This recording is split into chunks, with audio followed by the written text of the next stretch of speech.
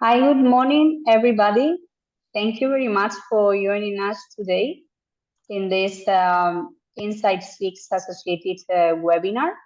As you know, we have recently launched our 6 insights within our Procure4Health community, and it is related to the open market consultation. So as a crucial step and stage for the innovation procurement project. So it is pretty important and key to conduct an open market consultation at the initial stage of all the innovation procurement project.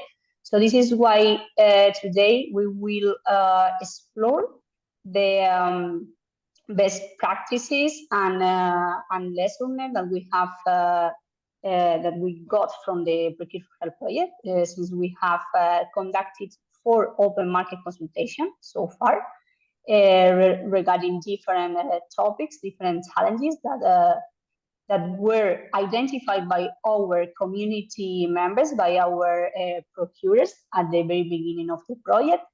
So they have already finished, and we have all the information uploaded on our website. I will send you through the chat the link so you can visit the page dedicated to the open market consultation that have been conducted in our Procure4Health project. So let me introduce you the speakers of this webinar. So first we will have Carlos Larrañeta, our Procure4Health project coordinator from Fundación Progreso y Salud, so the Andalusian public health system. And so he will be introducing the Procure4Health community and the latest updates we have so far. And then we will move to the main topic of this webinar, that is the open market consultation. So we will have Adra Atalam from Corvers, so Corvers legal team. So Corvers is one of our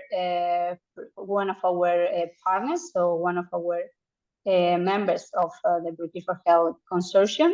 So we will have her presenting the main the insights six, so the main topic regarding these insights that have been recently launched. So let me start, so we can start now. So Carlos, it's over to you. You can share your screen. Thank you, Maria. This introduction. I was going to start by presenting myself, but since you already introduced me, I'll move forward. Well, quickly, as Maria said, I belong to the Andalusian public health system, specifically I work in the technical office for public procurement of innovation, and I am the coordinator of the Procure4Health community. So just to start today, let me give you a bit of context. Who are we? And why and how are we doing this? So who are we? Who's Procure4Health? Well, Procure4Health is the European community of health and social care innovation procurers. In this slide, you can see how we started 2 years ago with 19 procurers in the health sector across belonging to 16 different countries, and we have working together with us a number of the most experienced supporting organizations in the topic of procurement of innovation in the healthcare sector. This is how we started, as I said, and this is who we are nowadays. We have more than 750 members that belong to more than 300 different organizations.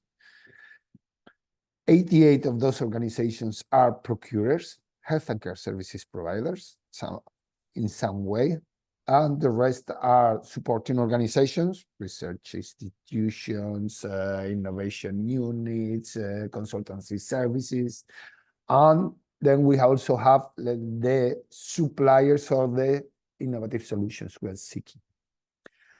So, I mean, nowadays, after 2 years of work, we can say that if you want to talk, learn, engage about procurement of innovation,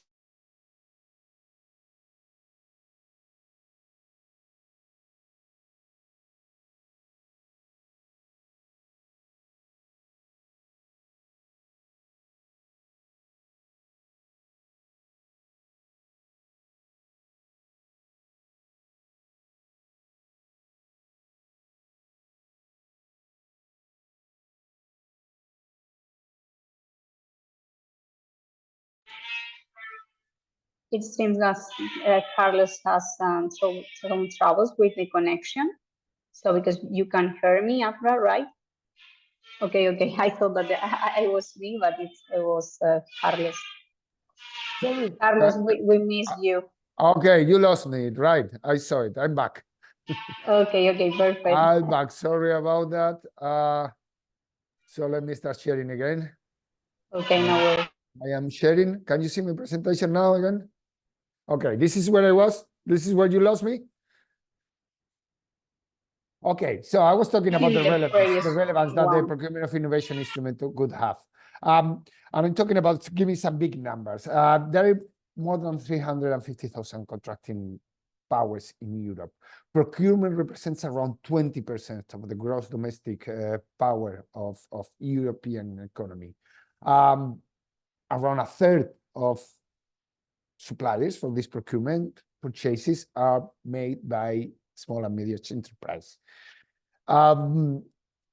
So if we seek, there is this long-term objective of reaching 3% of total public budget to dynamize innovation in Europe. This is something that we've been trying to reach for some time already now. And we translate this into this 20% of the gross domestic power of Europe. We will be talking around 60,000 million euros per year. Just to give some context about what this number means when comparing to other, it's a very relevant instrument to dynamize innovation, which is the Horizon Europe program, for instance. In the H2020 program, we had 70,000 million euros for a 5-year program. So there's a big potential to it. And now we have recently received a new endorsement since the relevance of public procurement to dynamize innovation is directly addressed in the recent Draghi's report about EU competitiveness. So, but we're talking about procurement of innovation. Quick overview of what do we mean by procurement of innovation.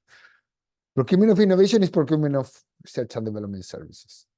Why? Because we need innovative solutions to tackle our challenges that do not exist or are not yet widely available in the market. Practically, what does it mean? That we go and tell the market, this is my need, this is my challenge. And if you're able to develop a solution, I will procure it. But we go one step further with this instrument. And we tell the potential suppliers, the innovation ecosystem, if we like the solutions you propose, we will also procure the final stages of its development. And why is this so relevant, or could be so relevant? We are using public funds available to dynamize innovation to improve public services. While we are doing this, we are dynamizing the innovation ecosystem around us. And the end results are better public services for the citizens. So the way I see it, it could not be a better fit to spend the available resources that we want to use to dynamize innovation in Europe. So why Procure4Health? Well, procurement of innovation is a perfect fit for the healthcare sector. Healthcare sector is a quite innovative and dynamic sector, and we want to improve the efficiency of the uptake of potential innovative solutions that are there in the market. But at the same time, the healthcare systems are very complex organizations, and anything but homogeneous configuration of healthcare systems across Europe is quite diverse. Procurement of innovation is not a complex tool conceptually. It's basically common sense if we talk about it. But it is complex in engagement and coordination, since there are many stakeholders that have to be involved throughout the life of an procurement of innovation project, starting from clinicians and the internal, let's say, experts that has to configure the challenge. We have to engage with legal and procurement services. We have to engage with top management. So there has to be human resources capacitated and dedicated to the coordination of these projects. And that's why Procure4Health exists. We are here to raise awareness about the potential of these instruments at the policy makers level and top management of our healthcare systems. We're also here to build up the capacity of the organizations to engage in these ambitious projects, to create networks, to share the benefits and risk of these projects, and to shape the playground in which we want to play in order to be effective in the layout of these projects. And how are we doing this? Two main blocks of activities, let's say. First one is the knowledge sharing and capacity building.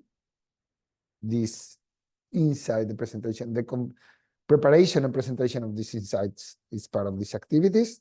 We prepare training material, for instance, and we are very active in twinning activities in which we share best practices, lessons learned, strategies, or projects with our peer colleagues from other healthcare systems. And we have our discussion forums, our working groups, in which we work to define common unmet needs of innovation, common challenges that we want to tackle jointly. And also we work on our own action plan, shaping this playground that I mentioned in my previous slide. So, and just to final contextualization, to leave the floor to Asra to explain the details of one of the parts of this whole procurement of innovation journey. This is, let's say, the basic configuration of the procurement of innovation instrument. Let me just briefly go through it. I mean, procurement of innovation has to start bottom up and being proactive, meaning that organizations have to define, assess, evaluate, and prioritize their challenge, their needs, our needs. That will be the phase one. Phase two is to start engaging with the potential supplier, with the innovation ecosystem, meaning that we want to confront the insights, the findings of our market analysis and state-of-the-art analysis, and confront it with the innovation ecosystem. That's an open market consultation, basically. That is very useful because it is the bridge to go into phase three, which will be the contract implementation, but we want to develop contracts that are feasible and attractive to the potential suppliers, but at the same time allows us to get the best value for our money. Feedback from our open market consultation is critical to do that. Phase four of our procurement of innovation project is we are successful in finding a solution for our challenge. We have to scale it, deploy it in our organizations. And then we have some transversal topics that we're also pursuing, because in order to procure innovative solutions, we have to be innovative in the way we procure. So next generation procurement for our topics like value-based procurement, including sustainability criteria in our tender process, ethical, social requirements, and things like that. So this is my quick overview what we are doing, who we are, and why we do these things. And now I leave the floor to Azra. Thank you very much, Carlos, for your introduction of the Procure4Health project and the latest updates. So since we already have achieved the majority of our objective within the project. So thank you very much for that. And now we want to move to the next presentation. So the main topic that we will be addressing in this session. So we want Adra to present us this crucial step on the innovation procurement process, that is the open market consultation. So we want to explore the role of this OMC at the initial stages of the innovation procurement project. So it's over to you, Adra. Thank you. Thank you so much, Mario, for the introduction. I will share my presentation quickly. Let me just remind that so to the attendees that you have at the bottom of the screen the Q&A box. So if you have any question or any thoughts or concern, you can type by using this box, and then after the presentation, we will be addressing this question you may have. So feel free to send us your question. Thank you. Yes, thank you so much. So good morning once again, everyone. My name is Azra Atalan. I work at Corvers Procurement Services, and I'm supporting the legal team. And today we will be discussing why open market consultations are important for innovation procurement. And let's look at the agenda. Yeah. So this is our agenda today. We will first look into what is innovation procurement, and we will basically explain the PCP and PPI approach. And follow that, we will see the role of open market consultation, and then what happens during an OMC, how to collect the information from markets. We will also examine an example from Procure4Health project that conducted as an OMC. And then we will have a look at the legal framework for an OMC briefly, that what are the legal requirements and how the legal regulations define the OMC. And then lastly, we will see the best practices for OMC to be in compliance with the legal framework. Innovation procurement is a powerful tool representing 14% of the EU's GDP. It allows public buyers to drive innovation by acquiring pioneering solutions that address public sector needs. These include areas like healthcare, climate change, energy efficiency, transport, security, and even environmental protection. Through innovation procurement, public buyers can directly influence the development of innovative solutions to tackle these challenges. For example, a hospital may need new technologies to reduce infection rates, or a municipality might look for ways to reduce CO2 emissions.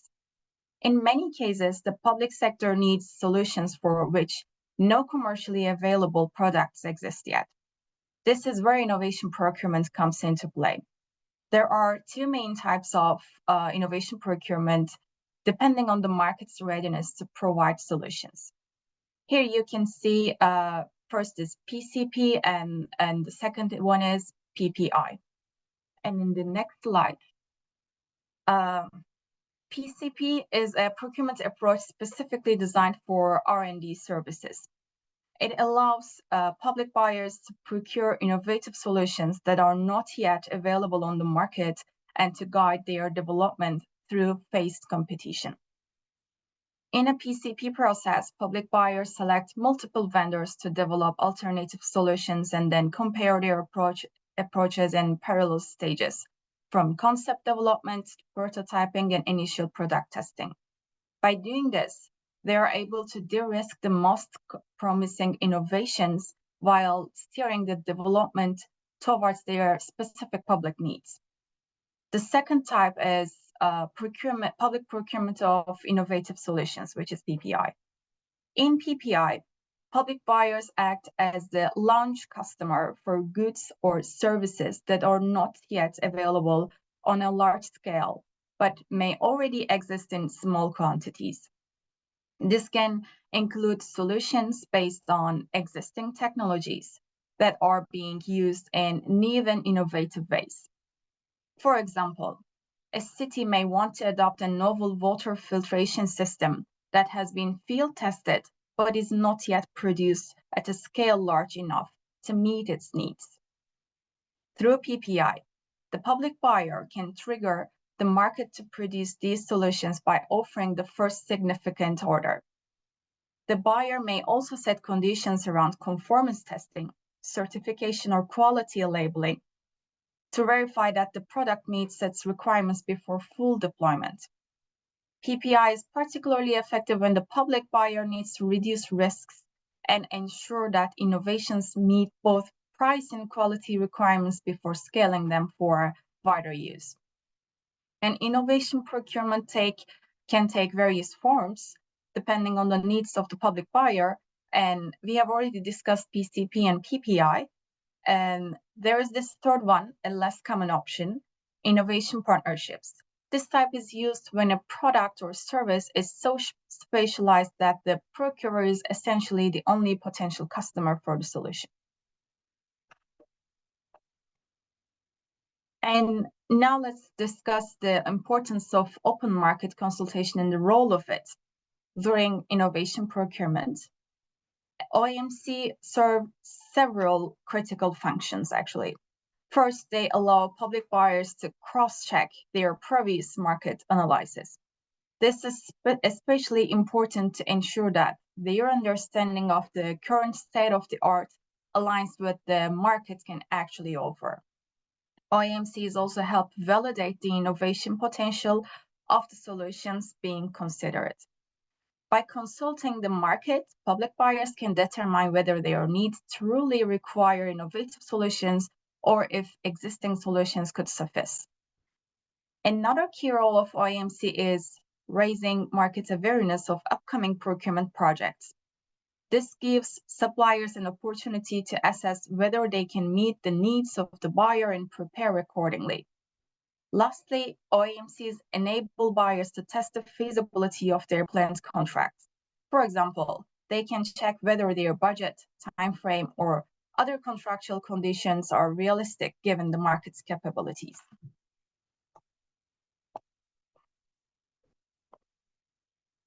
During an OMC, public buyers engage directly with the technology providers and other stakeholders. This engagement helps validate earlier market research and ensures that the planned procurement is based on accurate information. And OMC also allows public buyers to test assumptions about solutions and their associated costs. This is critical in determining whether the solutions being considered are financially feasible and whether they can be delivered within the buyer's timeframe. And lastly, buyers can use the OMC to collect input for their tender specifications. This ensures that the final tender documents are well informed and aligned with what the market can actually provide. And here you're seeing an example from Procure4Health project. It is the timetable that was stated in the OMC document. This timetable shows the flow of work during for OMC activities. As you can see, and we will dive into deeper in the following slides better, it starts with the publication of the general prior information notice on TED or any other platform. The aim of this action is to inform the markets about the upcoming OMC activities so that they can be well informed about the project and about the specifics so that they can decide whether they want to participate and what they can actually do in this project. And this is an important step also to being compliant with the legal framework, which will also be mentioned in the next slides. And then the OMC documents will be published, and it aligns with the EU survey questionnaire And then the OMC event takes place actually to collect the information from market and to inform the market about the project. And then with the answers that collected from the market, there is this OMC report that includes all the information gathered during the OMC. And the OMC report is meant to be published publicly just to inform others, those who could not have the opportunity to join the OMC, but still are curious about the project and about the market results. And this is, again, the example from Procure4Health. Here is the website. As Marie also mentioned in the beginning of the webinar, this website includes all of the information that you might be looking for the OMC per challenge. For instance, this is from the first challenge regarding hospital wastewater.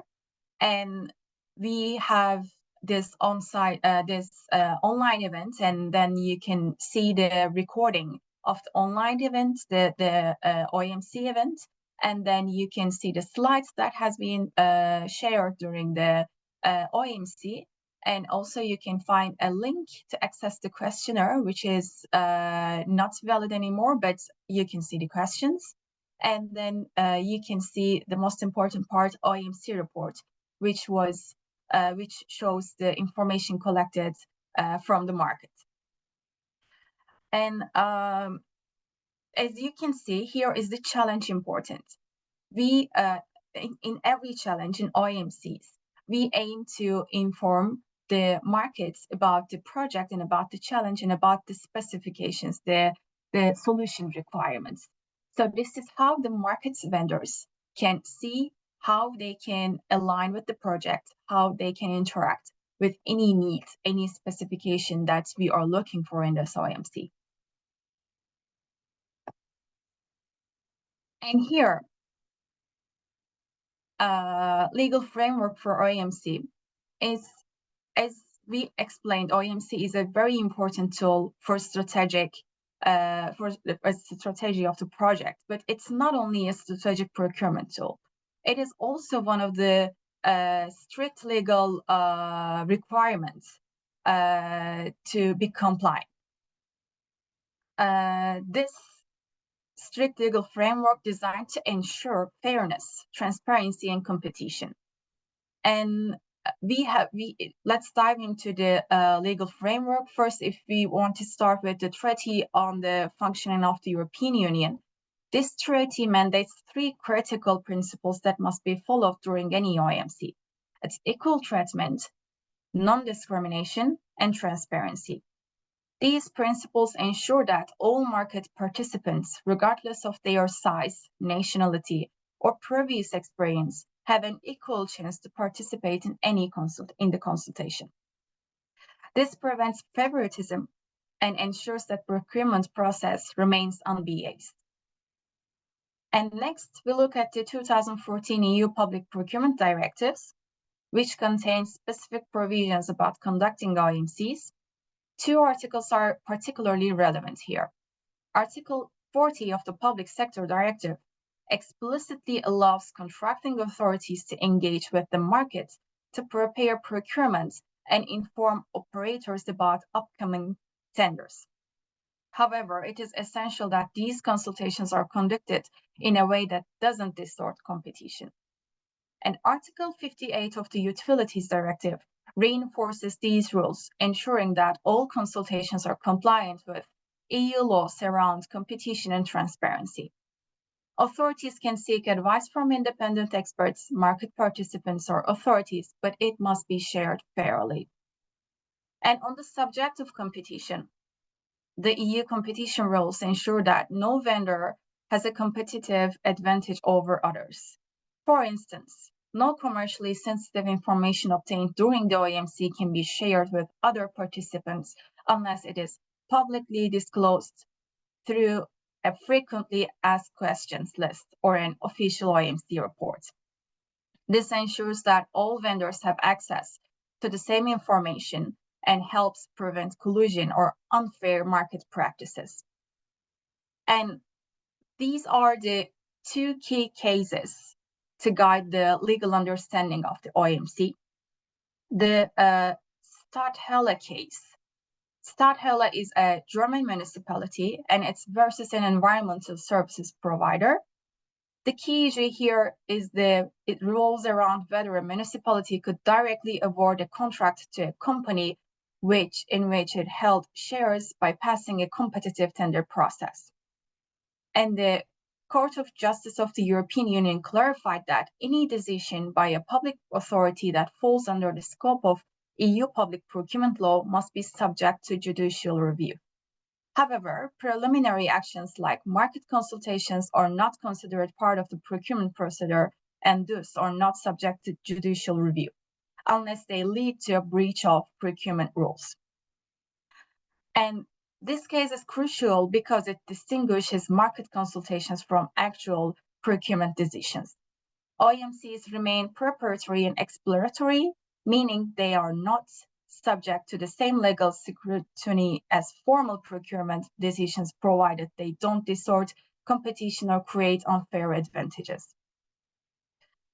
And the second case emphasizes also transparency, requiring that all conditions of the procurement processes are laid out clearly and unambiguously, allowing vendors to fully understand their obligations and opportunities.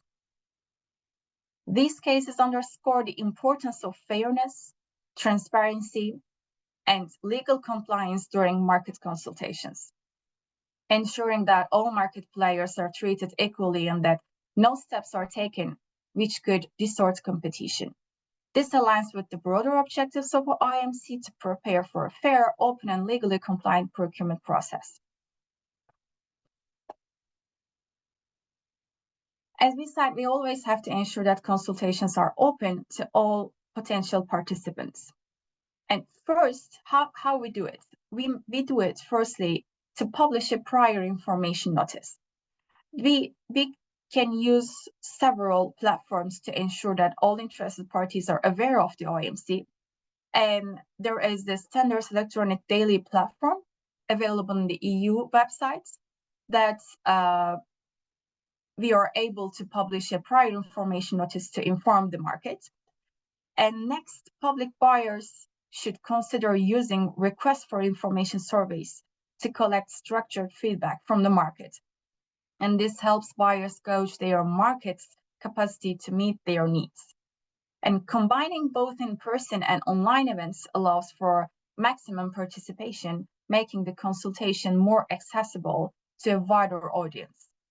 And if these consultations are in person, it is important to publish the frequently asked questions to make sure that all the information that has been shared or exchanged during these sessions are publicly available. And finally, once the OMC is complete, the findings should be published in an OMC report to ensure transparency and allow those who didn't participate to still benefit from the insights gathered during the consultation.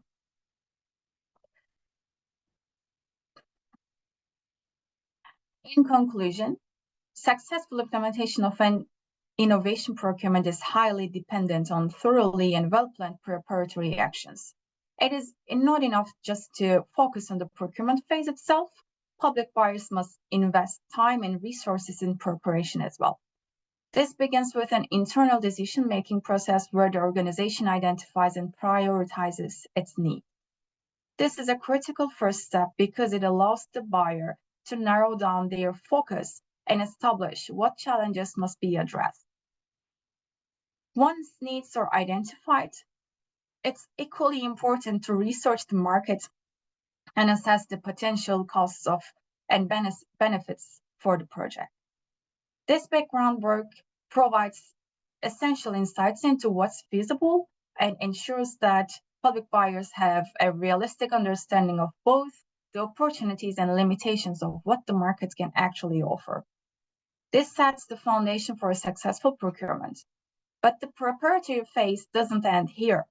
Interaction with the market is absolutely essential through an OMC. Public buyers can engage with technology vendors suppliers, and other stakeholders to gain feedback and broaden the understanding of the latest innovations and capabilities in the market. This exchange of information allows public buyers to refine their procurement strategies and make more informed decisions. Without this dialogue, there is a risk that public buyers may be working with outdated or incomplete information, leading to ineffective procurement process or even failed projects. Furthermore, the OMC ensures that public buyers can establish the right mechanisms for monitoring and executing the future procurement contract. Feedback from the markets during this phase will help the buyer design a procurement strategy that is not only well-informed, but also sustainable in the long run. Another crucial aspect of OMC is compliance with legal principles such as transparency, equal treatment, and non-discrimination.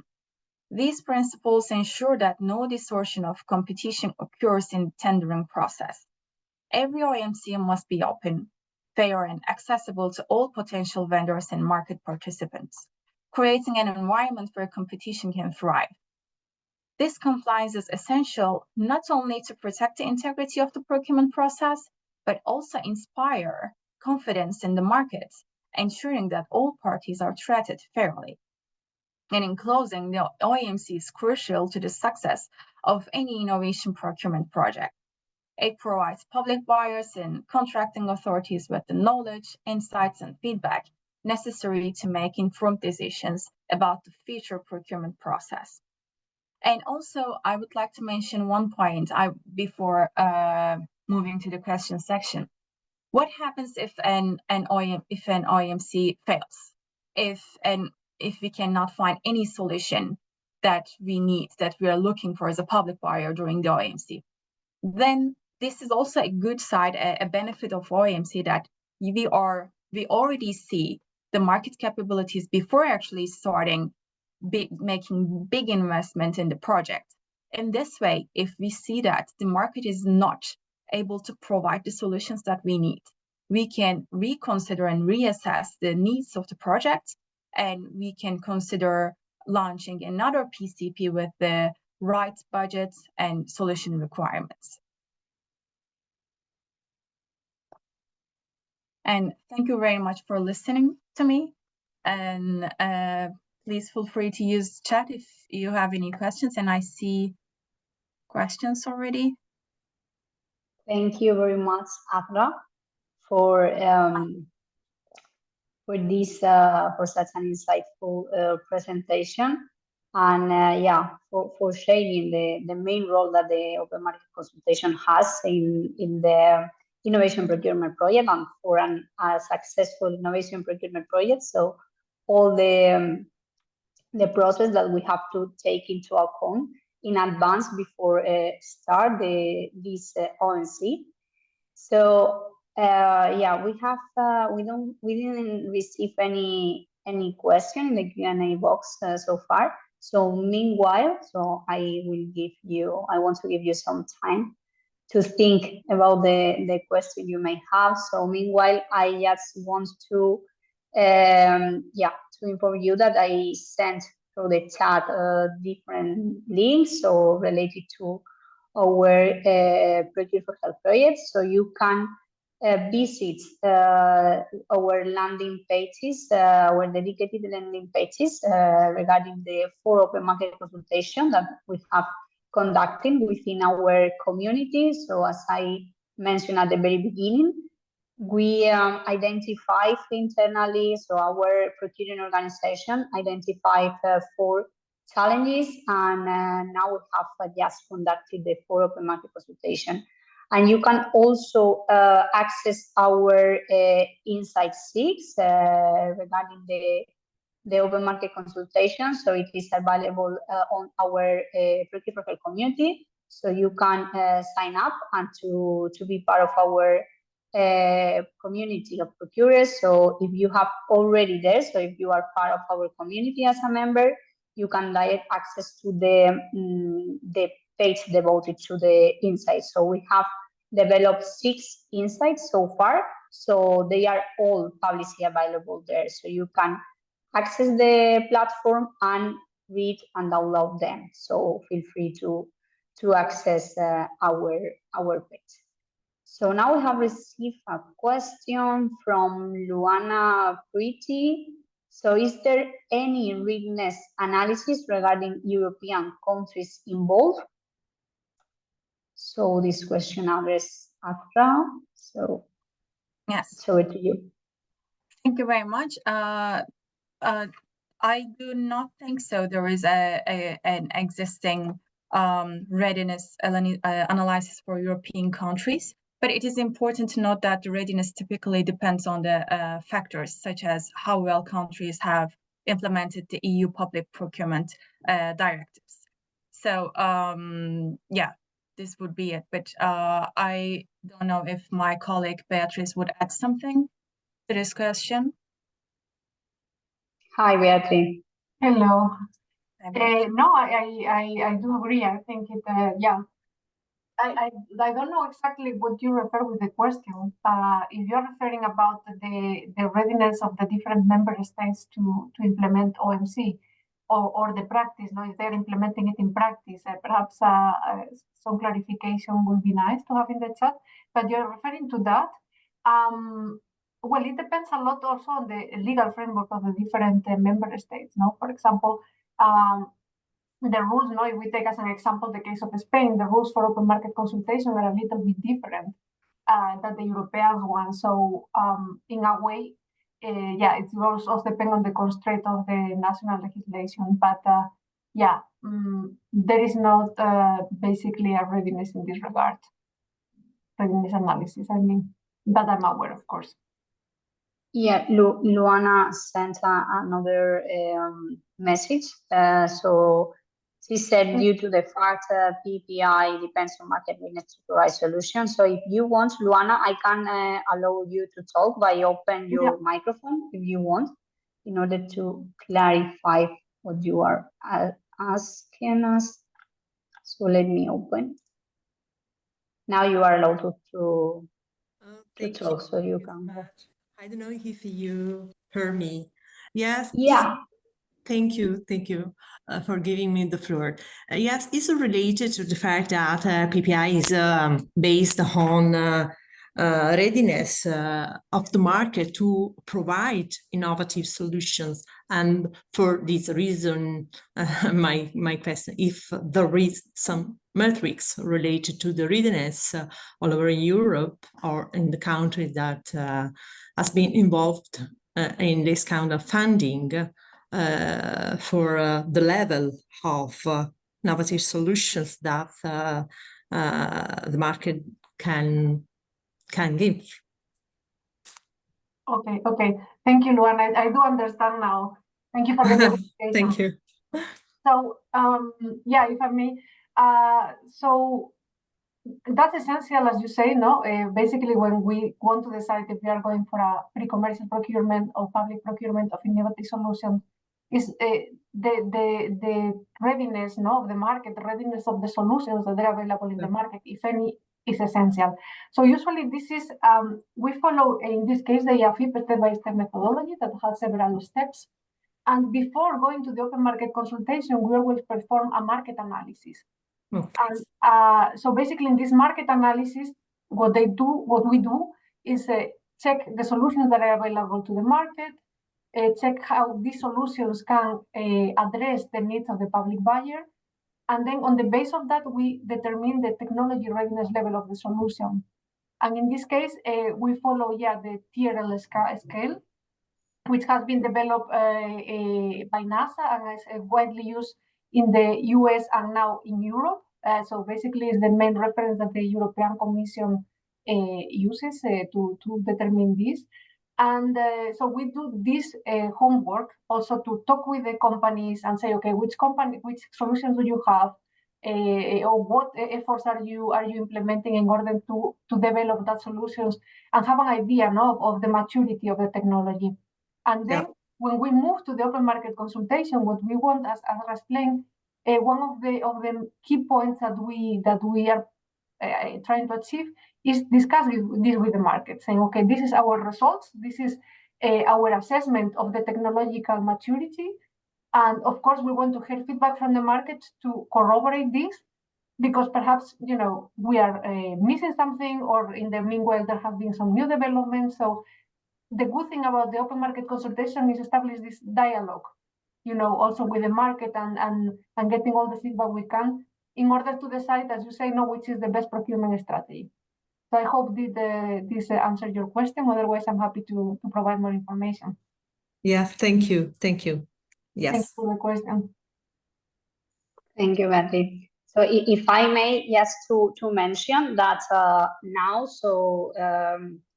we are moving forward since the very beginning of the project. We are moving forward on the different topics and states and processes regarding the innovation procurement.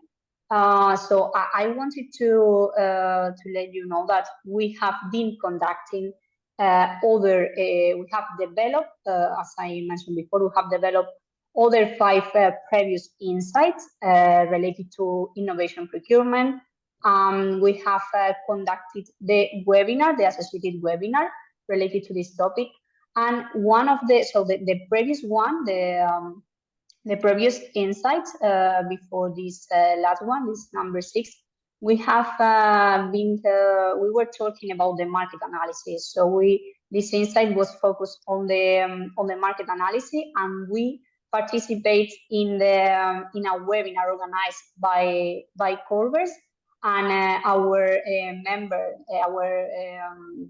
Karsten from Zenit, so our community member, present this topic in this webinar. So we have, I will send you all the link to the webinar through the chat, so you can have a look at it, and you can watch a webinar replay regarding the market analysis, what is key before before moving to the open market consultation. So we have also this information. So today we have focused on the role of the open market consultation, but we have already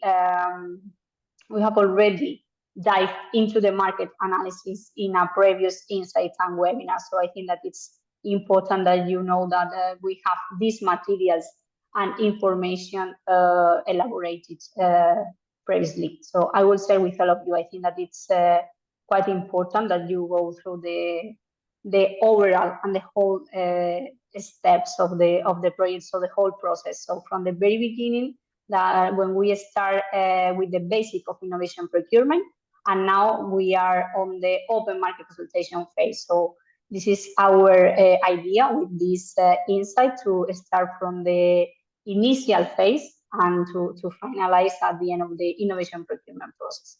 So thank you very much for answering the question, Beatriz and Alba. I don't know if we have any further question from other attendees. So feel free to send us your questions to the Q&A. And if not, I just wanted to also remind that we have still, so we have conducted the 4 open market consultation, but we have still open the last one regarding the preservation of fresh biological samples. So we have extended the deadline to fill in the questionnaire. So we are collecting and gathering all your comments and feedback. So we need the market's feedback regarding this challenge. So the deadline was set at the beginning on the 25th of September, but we decided to extend it to give you the opportunity to send us your main comments and thoughts. So you can access through the website. I will send the link also through the chat. So feel free to complete the questionnaire. You have until the 7th of October to do so. So just for those organizations that are interested on this topic, on the preservation of fresh biological samples, so we will be more than happy to welcome your responses to the questionnaire. So we didn't receive any questions so far. Let me check.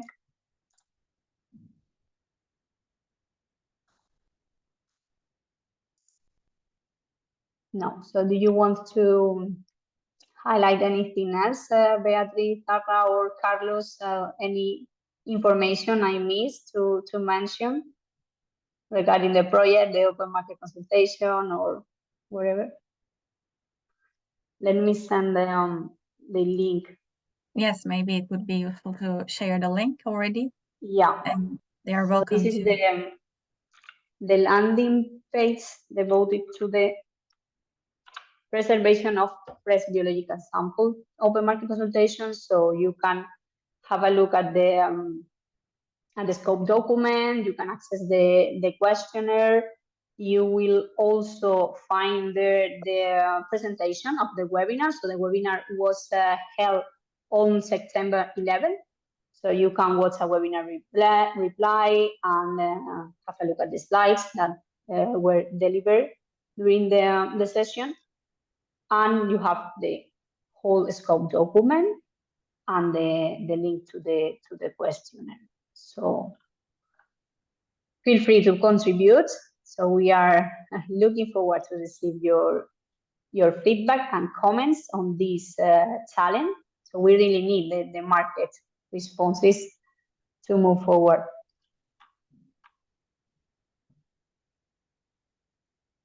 Adra? Yeah, we have a question, as I see. Yeah, sorry, we just received. Okay, from Rebecca. Okay. Are all previous webinars available on your website? Yes, sure. So they are all publicly available. So you can access them through the link I sent previously, but I will send all the links. So in any case. So we have landing pages dedicated for all the challenges. So for all open market consultation, there is a website dedicated. So you can find here all of them. Okay, and the last one, home-based care and remote monitoring. So you will find the 4 webinar recordings that we have organized. So the 4 webinars organized in the framework of the open market consultation, the Procure4Health open market consultation. You have all available for you to catch up a webinar replay. Okay, and we are just still waiting for the final document regarding, because we have to finalize. So first we have to finalize and wrap up the questionnaire for the preservation of fresh biological samples. So as soon as we have this open market consultation concluded, we will upload and we will publish the open market consultation report. So the final results. So we already have all of the open market consultation results from the 3 previous open market consultation, the 3 previous challenges. So you will have the opportunity to check them in our website. But we have to, we will publish the last one in the coming weeks. So as soon as we close the questionnaire deadline. So once we receive all the replies, all the responses from the market by the 7th of October, we will work on the final report. So it's almost there. So that's this last document. So meanwhile, you can access all of the remaining ones. So everything is publicly available on our website, in our Procure4Health website. And then you will receive also after this session, so tomorrow, you will receive a follow-up email with the presentation and recording. So you will receive the link to our website, to our Procure4Health website, where you will find the presentation and the recording of this session in case you want to go to any part of the webinar, or if somebody missed the webinar and wants to watch a webinar replay. or to have a look at the presentation and so on. Okay, so if there are no further questions, so I think that we can conclude the session here. So thank you very much to everybody for attending this session, this webinar on the insight number 6. So we are more than happy to have you all here and to explore, and learn more about the open market consultation. So this was the main idea, to provide you with the main lesson learned and the methodologies and processes to conduct a successful open market consultation within your organization. So thank you very much to the speakers, the panelists, Adra, Carlos, Beatriz, thanks for joining us as well.